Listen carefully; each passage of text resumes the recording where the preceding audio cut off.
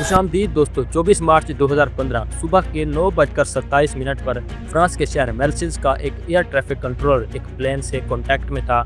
ये plane Airbus A320 था जिसे जर्मन विंग एयरलाइंस ऑपरेट कर रही थी। ये फ्लाइट बार्सिलोना से डिसोल्डर्स जा रही थी। इसमें बैठे थे 144 पैसेंजर, 4 क्रू मेंबर और 2 पायलट। इस टाइम पर सब कुछ नॉर्मल चल रहा था। 9:30 पर कैप्टन ने एयर ट्रैफिक कंट्रोलर की प्लेन से रिपोर्ट की और प्लेन को नेक्स्ट वे पॉइंट की तरफ इजाजत मिल गई। लेकिन सिर्फ कुछ ही मिनट बाद इसमें कुछ गलत होने लगता है। मेर्सिल्स कंट्रोल सेंटर ने नोटिस किया कि प्लेन का एल्टीट्यूड लगभग 30,000 फीट पर है, जबकि इसे ऊपर होना चाहिए था।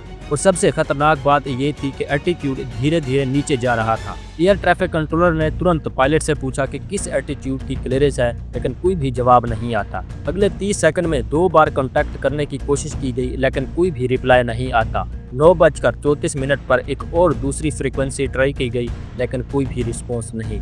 इस टाइम पर आकर एयर ट्रैफिक कंट्रोलर को यकीन आ गया, इस फ्लाइट में कुछ तो गलत हो गया है। 9:40 पर रडार भी इसका कांटेक्ट खो देता है।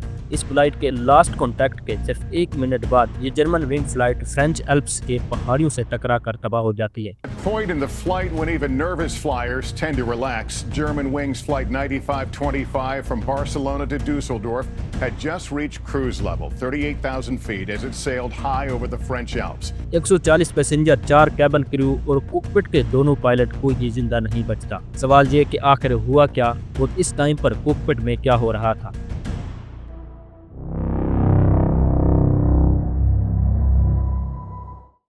ये प्लेन क्रैश एक बहुत ही रिमोट पहाड़ी इलाके में हुआ। रोड एक्सेस न होने की वजह से रेस्क्यू टीम हेलीकॉप्टर से पहुंची और पूरा प्लेन मुकम्मल तौर पर तबाह हो चुका था। कॉकपिट वॉइस रिकॉर्डर और फ्लाइट डाटा रिकॉर्डर मिल जाता है और जब इन्वेस्टिगेटर ने डाटा को जोड़ा तो एक हिला देने वाली कहानी सामने आई। ये प्लेन हाईजैक हुआ था, लेकिन सबसे हैरानी की बात ये थी कि इस प्लेन को किसी टेररिस्ट ने हाईजैक नहीं किया था।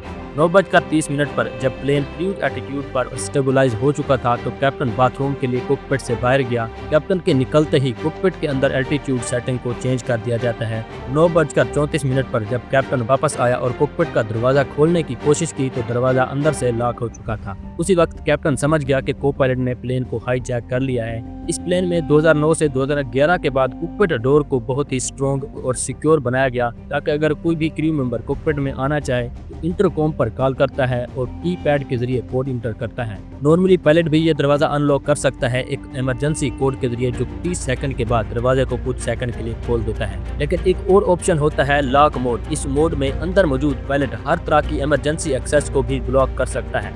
इसी सिस्टम का इस्तेमाल को पायलट ने किया। प्लेन नीचे जा रहा था और कैप्टन बाहर से दरवाजे को तोड़ने की कोशिश करता रहा। कॉकपिट वॉइस रिकॉर्डर पर भी 9:39 पर दरवाजे पर जोर जोर से मारने की आवाज रिकॉर्ड हुई, लेकिन दरवाजा इतना मजबूत था कि टूटने का नाम ही नहीं लिया, क्योंकि हाईजैकर से बचने के लिए इसे डिजाइन किया गया था। एक इंसान के लिए इसे तोड़ना नामुमकिन था। अंदर को पायलट बिल्कुल खामोश था। आखिरी मिनट में पैसेंजर, क्रू और कैप्टन सबको पता चल चुका था कि प्लेन क्रैश होने वाला है। 144 पैसेंजर, जिनमें एक पूरी स्कूल क्लास भी शामिल थी, सबकी जान चली गई।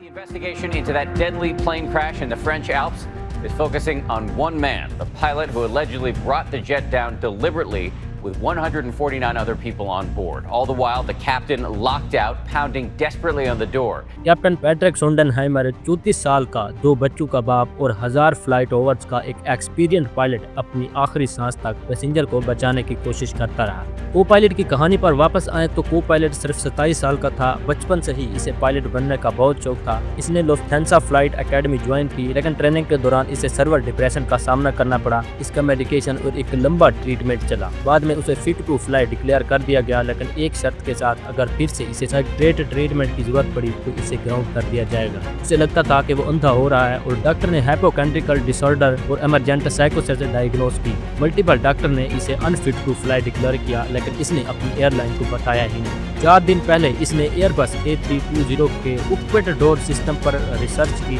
आउटबाउंड फ्लाइट पर टेस्ट किया और रिटर्न फ्लाइट पर इसे इंप्लीमेंट कर दिया।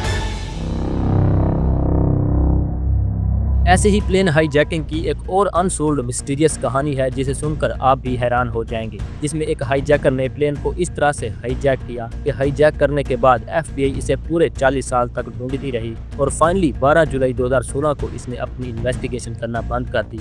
और आज भी इस हाईजैकर का कोई मालूम नहीं कौन था, कहां से आया और कहां गया।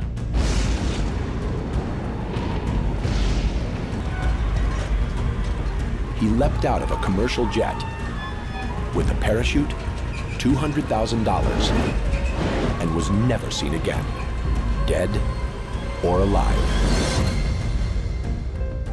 वाकई में ये बहुत ही एक शॉकिंग स्टोरी है, किसी फिल्मी सीन से कम नहीं। अगर इंटरेस्टेड हो तो ऊपर वाले वीडियो पर क्लिक करके देख सकते हैं। बहुत बहुत शुक्रिया।